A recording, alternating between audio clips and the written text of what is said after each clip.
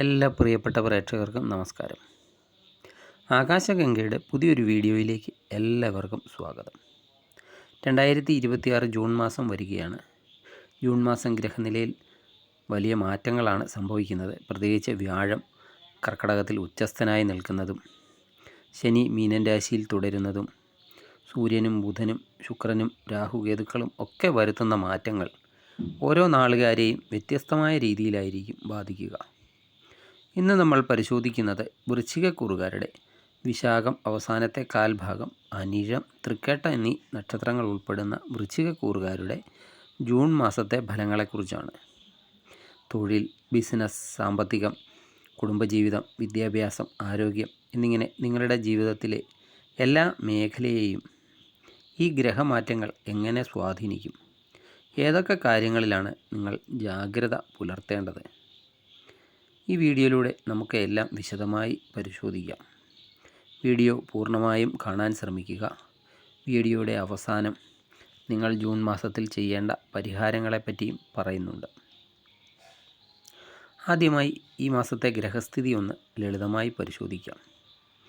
വൃശ്ചികക്കൂറുകാരുടെ 8ാം ഭാവമായ മിഥുനത്തിലാണ് ഈ മാസം ഭൂരിഭാഗം ഗ്രഹങ്ങളും വരുന്നത്. ബുധനും ശുക്രനും ഒക്കെ മിഥുനത്തിലുണ്ട്. സൂര്യൻ ജൂൺ 15 വരെ ഇടവത്തിലും അതിനുശേഷം 8ാം ഭാവമായ മിഥുനത്തിലേക്കും രാശി മാറുന്നുണ്ട്. നിങ്ങളുടെ 9ാം ഭാവമായ കർക്കിടകത്തിൽ വ്യാഴം ഉച്ചസ്ഥനായി നിൽക്കുന്നു. ഇത് ഈ മാസത്തെ ഏറ്റവും വലിയൊരു പോസിറ്റീവ് ഘടകമാണ്. കുംഭത്തിൽ രാഹുവും 10ാം ഭാവമായ ചിങ്ങത്തിൽ കേതുവും നിലകൊള്ളുന്നു. 5ാം ഭാവമായ മീനത്തിലാണ് ശനി സഞ്ചരിക്കുന്നത്. ഈ ഒരു ഗ്രഹസ്ഥിതി വെച്ച് നോക്കുമ്പോൾ ഗുണദോഷ സമ്മിശ്രമായ ഒരു മാസമാണ് ജൂൺ മാസം എന്ന് പറയാം. 8ാം ഭാവത്തിലെ ഗ്രഹങ്ങൾ ചില തടസ്സങ്ങളൊക്കെ തരുമ്പോൾ 9ൽ ഉച്ചസ്ഥനായ വ്യാഴം നിങ്ങളെ രക്ഷിക്കുന്നതാണ്. ഇനി നമുക്ക് ഓരോ മേഖലയായി പരിശോധിക്കാം. ആദ്യമായി തൊഴിൽ എങ്ങനെ പോകുന്നു എന്ന് നോക്കാം. വൃശ്ചികക്കൂറുകാർക്ക് 10ാം ഭാവത്തിലെ കേതുവിൻ്റെയും 8ാം ഭാവത്തിലെ ഗ്രഹങ്ങളുടെയും ഒക്കെ സ്വാധീനം കാരണം ജോലിയിൽ ചില സമ്മർദ്ദങ്ങളൊക്കെ ഈ മാസം അനുഭവപ്പെട്ടേക്കാം.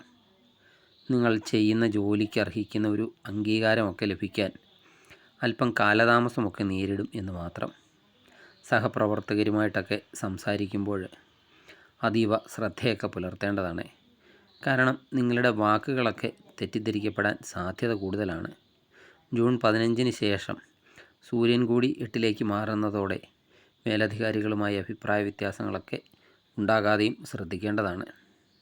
ജോലിയൊക്കെ മാറുന്നതിന് ശ്രമിക്കുന്നവർക്ക് അനുകൂലമായ അവസരങ്ങളൊക്കെ വരും. എങ്കിലും ചാടിപ്പിടിച്ച് നിലവിലുള്ള ജോലി രാജിവെക്കരുത്. പുതിയ ഓഫർ കയ്യിൽ കിട്ടിയതിന് ശേഷം മാത്രം തീരുമാനമെടുക്കേണ്ടതാണ്.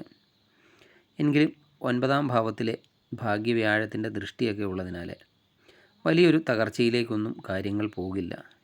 പ്രതിസന്ധികളിൽ നിങ്ങളെ സഹായിക്കാൻ വ്യാഴത്തിൻ്റെ ഒരു അദൃശ്യമായ ശക്തി നിങ്ങൾക്ക് ലഭിക്കുന്നതാണ്. വിദേശത്തൊക്കെ ജോലി ചെയ്യുന്നവർക്ക് വിസ സംബന്ധമായി എന്തെങ്കിലും തടസ്സങ്ങളൊക്കെ ഉണ്ടെങ്കിൽ അതൊക്കെ ഈ മാറിക്കിട്ടാനായിട്ട് ഈ വ്യാഴം അനുകൂലമായി നിൽക്കുന്നത് നിങ്ങൾക്ക് ഗുണകരമാണ്. ഇനി അടുത്ത ബിസിനസ് രംഗം എങ്ങനെയുണ്ടെന്ന് നോക്കാം. വ്യാപാര മേഖലയിലുള്ളവർക്ക് ഈ മാസം വലിയ നിക്ഷേപങ്ങളൊക്കെ ഇറക്കുന്നതിന് മുൻപ് 2 തവണയൊന്ന് ചിന്തിക്കുന്നത് നന്നായിരിക്കും. ബുധനും ശുക്രനുമൊക്കെ 8ാം ഭാവത്തിൽ നിൽക്കുന്നത് കൊണ്ട് പുതിയ പാർട്ട്ണർഷിപ്പിലൊക്കെ ഏർപ്പെടുമ്പോൾ കരാറുകളൊക്കെ കൃത്യമായിട്ടൊക്കെ വായിച്ച് മനസ്സിലാക്കണം. സാമ്പത്തിക ഇടപാടുകൾ എന്തെങ്കിലുമൊക്കെ നടത്തുന്നതൊക്കെ സുതാര്യമായിരിക്കുകയും വേണം.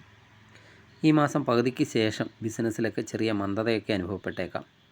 എങ്കിലും വലിയ നഷ്ടങ്ങളൊന്നും ഉണ്ടാകില്ല. പരസ്യങ്ങൾക്കും അതുപോലെ ഡിജിറ്റൽ മാർക്കറ്റിങ്ങിനുമൊക്കെ വേണ്ടി പണം ചിലവഴിക്കുന്നത് വഴി ബിസിനസ്സൊക്കെ നിലനിർത്തിക്കൊണ്ടു പോകാൻ സാധിക്കുന്നതാണ്. ഭാഗ്യസ്ഥാനത്തെ വ്യാഴം നിങ്ങളുടെ ബിസിനസ്സിൻ്റെ അന്തസ്സൊക്കെ നിലനിർത്താനും സഹായിക്കുന്നതാണ്. ഇനി സാമ്പത്തിക കാര്യം എങ്ങനെയുണ്ടാകുമെന്ന് നോക്കാം. രവി 15ാം തീയതി വരെ 7ാം ഭാവത്തിൽ നിൽക്കുന്നതിനാൽ മാസത്തിൻ്റെ ആദ്യ പകുതിയിൽ വരവ് ഒരു സാധാരണ നിലയിലൊക്കെ ആയിരിക്കും. എന്നാൽ 8ാം ഭാവത്തിലെ ഗ്രഹങ്ങളുടെയൊക്കെ സ്വാധീനം കാരണം അപ്രതീക്ഷിതമായ ചിലവുകളും വന്നു ചേരാം. വണ്ടികൾക്കൊക്കെ എന്തെങ്കിലും അറ്റകുറ്റപ്പണികളെ, ആരോഗ്യപരമായ ചിലവുകളെ, അല്ലെങ്കിൽ വീട്ടു സാധനങ്ങൾക്കായുള്ള ചിലവുകളെ എന്നിവയ്ക്കൊക്കെ വേണ്ടി പണം ചിലവാകാൻ സാധ്യതയുണ്ട്. അതുപോലെ പണം കടം കൊടുക്കുന്നതും മറ്റുള്ളവർക്ക് വേണ്ടി ജാമ്യം നിൽക്കുന്നതും ഈ മാസം പൂർണ്ണമായും ഒഴിവാക്കേണ്ടതാണ്. ലോണുകൾക്കൊക്കെ അപേക്ഷിച്ചിട്ടുള്ളവർക്ക് അത് പാസ്സായി കിട്ടാനും സാധ്യത ഉള്ള സമയമാണ്. ലോട്ടറി, ഷെയർ മാർക്കറ്റ് തുടങ്ങിയ അപ്രതീക്ഷിത ധനലാഭങ്ങൾക്ക് വേണ്ടി വലിയ തുകയൊന്നും മുടക്കാതിരിക്കാൻ ശ്രദ്ധിക്കേണ്ടതാണ്. പണം കൈകാര്യമൊക്കെ ചെയ്യുന്നതിൽ കൃത്യമായ ആസൂത്രണം ഈ ജൂൺ മാസത്തിൽ ആവശ്യമാണ്. ഇനി അടുത്തതായി കുടുംബജീവിതം എങ്ങനെയുണ്ടെന്ന് നോക്കാം. 5-ാം ഭാവത്തിലെ ശനിയും 8-ാം ഭാവത്തിലെ ഗ്രഹങ്ങളും കുടുംബത്തിലെ ചെറിയ ഈഗോ പ്രശ്നങ്ങളൊക്കെ ഉണ്ടാക്കാൻ സാധ്യതയുണ്ട്. പങ്കാളിയുമായിട്ടൊക്കെ ചെറിയ കാര്യങ്ങൾക്ക് പോലും തർക്കങ്ങളിൽ ഏർപ്പെടാൻ സാധ്യത കാണുന്നു. ഇവിടെയാണ് നിങ്ങൾ ക്ഷമ പാലിക്കേണ്ട സമയം. ജൂൺ 15-ന് ശേഷം പങ്കാളിയുടെ ആരോഗ്യകാര്യത്തിലും അല്പം ശ്രദ്ധ നൽകേണ്ടതായി വരും.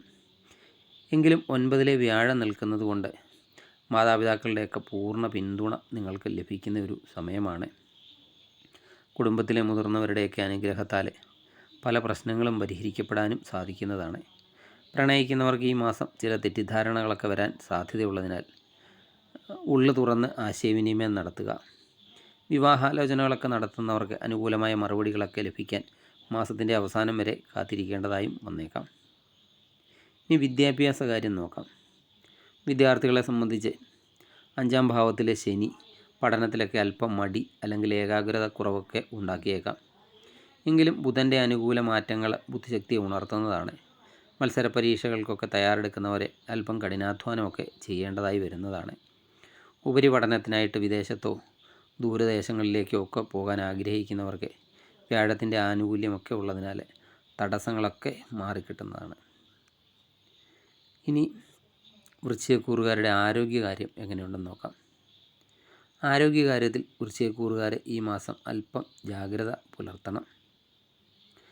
8-ാം ഭാവത്തിൽ ഗ്രഹങ്ങളൊക്കെ ഉള്ളതിനാൽ ഉദര സംബന്ധമായ അസുഖങ്ങൾക്കോ അലർജി, കണ്ണ് അല്ലെങ്കിൽ തൊണ്ട സംബന്ധമായ ഇൻഫെക്ഷൻ ഒക്കെ ഉണ്ടാകാനോ സാധ്യതയുണ്ട്.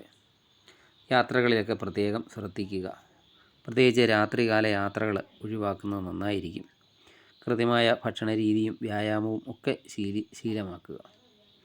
മൊത്തത്തിൽ പറഞ്ഞാൽ വൃശ്ചികക്കൂറുകാർക്ക് വെല്ലുവിളികളൊക്കെ ഉണ്ടെങ്കിലും ഭാഗ്യവ്യാഴത്തിൻ്റെ സംരക്ഷണമുള്ള ഒരു മാസമാണ് ജൂൺ മാസം. ഈ മാസത്തെ ദോഷത്തിൻ്റെ തീവ്രത കുറയ്ക്കാനും ഗുണാനുഭവങ്ങളൊക്കെ വർദ്ധിപ്പിക്കാനും ചില ലളിതമായ പരിഹാരങ്ങളൊക്കെ ചെയ്യാവുന്നതാണ്. തിങ്കളാഴ്ചകളിലോ ശനിയാഴ്ചകളിലോ ശിവക്ഷേത്രത്തിൽ ധാര നടത്തുന്നതും ശിവപഞ്ചാക്ഷരി മന്ത്രം ജപിക്കുന്നതും ശനിയുടെയും 8-ാം ഭാവത്തിലെ ഗ്രഹങ്ങളുടെയും ഒക്കെ ദോഷം കുറയാൻ സഹായിക്കും. ശനിയാഴ്ചകളിൽ ശാസ്താവിന് നീരാഞ്ജനം കഴിക്കാവുന്നതുമാണ്. അതുപോലെ വിഷ്ണു സഹസ്രനാമം ബുധനാഴ്ചകളിലെ വിഷ്ണു സഹസ്രനാമം ജപിക്കുന്നത് സാമ്പത്തികമായ തടസ്സങ്ങളൊക്കെ മാറാൻ നിങ്ങളെ സഹായിക്കുന്നതാണ്. വ്യാഴാഴ്ച മഹാവിഷ്ണുവിനെയോ ഗുരുവായൂരപ്പനെയോ ഒക്കെ ഭജിക്കുന്നതും വളരെയധികം ഉത്തമമാണ്. ഈ വിവരങ്ങൾ നിങ്ങൾക്ക് ഉപകാരപ്രദമായി എന്ന് കരുതുന്നു. ഈ വീഡിയോ നിങ്ങൾക്ക് ഇഷ്ടപ്പെട്ടാൽ ലൈക്ക് ചെയ്യുക. അതുപോലെ നിങ്ങളുടെ സുഹൃത്തുക്കളിലേക്ക് ഷെയർ ചെയ്യാനും മറക്കരുത്. സബ്സ്ക്രൈബ് ചെയ്യാതെ വീഡിയോ കാണുന്നവരാണെങ്കിൽ ദയവായി സബ്സ്ക്രൈബ് ചെയ്ത് കാണുക. മറ്റൊരു വിഷയവുമായി വീണ്ടും കാണാം. നന്ദി, നമസ്കാരം.